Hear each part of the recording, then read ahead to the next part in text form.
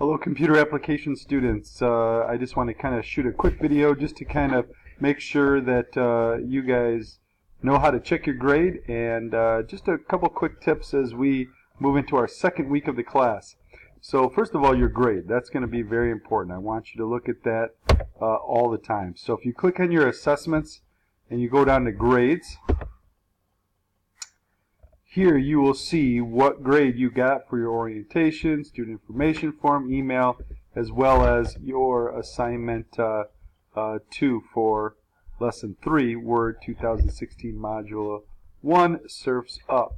You'll see your points now. Obviously, you don't see points for me, but you will see your points. Now, if you get anything but 100% on any of these, you may want to know why you got some points taken off. Well, you can go back to your assessment, you can go back to the Dropbox area here, and you can see this area that says feedback.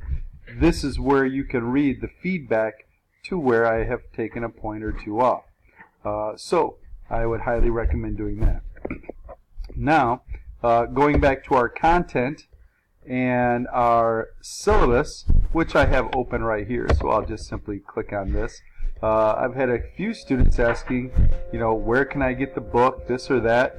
Well, simply in the syllabus, I do have the ISBN number, and right now I'm just highlighting it and copying it with a Control-C on my keyboard, going to the Google, pasting it in there, clicking OK, and you have a few options that pop up here, as well as this option here. So there's a lot of links to click on, and you can rent this book, and it's going to take a second to load, probably taking a little bit longer because I have my screencasting on, but here's an ebook which you get right away. Literally, you sign up for it and you get that ebook right away. You'll have access to it all the way until November, and so again, that is how you will access that book. So Google is a great thing. Also, please do not forget my assignments in relation to their due dates and times, because as I have stated in the syllabus, I do not accept late assignments. Alright, once the Dropbox closes for that particular assignment, there is not an alternative to submit them. So, again, there are some of us that have turned all your assignments in. Hey, great, thanks. There are some of you that have not turned any assignments. You will not be able to get credit for those.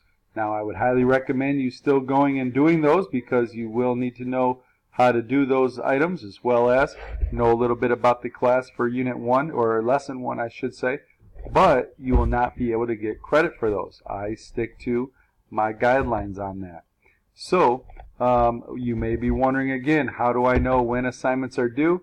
Going back to my content, here are all my lessons. I just clicked on Learning Module over here, opens up all of my lessons, and you could see when those were due. Let me try to blow this up a little bit. Sorry it was so small. Here you can obviously see when they are due, when they start, and when they end. The due date and the end date are exactly the same. Alright, and you cannot turn Lesson 1 in anymore, or Lesson 3 in anymore. And as I mentioned in my video on our home page, we skipped Lesson 2 for our online summer class.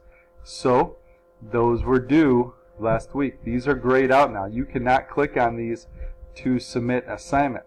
This week we do have Lesson 4 due. Please again note their due dates and when you can finish those by. They also give the start date, and if you look at each assignment, the start date is you have access to all of these assignments, so they're all available right now. I actually have some students that are all the way through Lesson 5 already, and that's your prerogative. You can go lesson by lesson, or due date by due date, and some of you can work ahead. So I have some people working far ahead, and that's up to them. But again, there are all of our assignments right there, again, under content and learning modules. So you guys, I hope that helps, and I'm looking forward to a lot of great assignments turned in this week.